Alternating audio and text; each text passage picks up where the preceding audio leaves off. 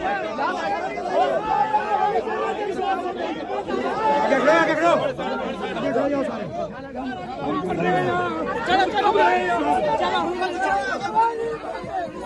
मर रहे हैं मैडम जी, दब रहे हैं यहाँ, मरने के नीचे। ये बड़ी बात होगी।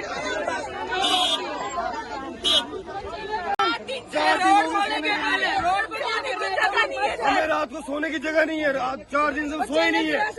गवर्नमेंट की बिल्डिंग में जाकर ना कोई आया पूछने ना मांगने। आज 4 दिन हो गए हमें ऐसे। आज 4 दिन के बाद ये लोग आए और रोड में से चल दिए। हमारे पास प्रॉब्लम सुनने का इनके पास टाइम भी नहीं है। हमारी प्रॉब्लम सुनने का हमने इनको हम सब इनकी जनता है, हमने इनको यहाँ तक पहुँचाया और ये हमारी प्रॉब्लम्स नहीं सुन रहे हैं।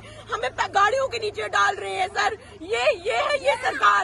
हम अफसोस कर रहे हैं हमने इनको वोट दिया।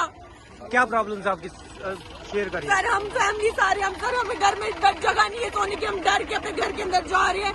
सर ऊपर से फ्लड आ रहा है, आप देखो हालत क्या है यहाँ पे। पूरा घर हमारा चला गया।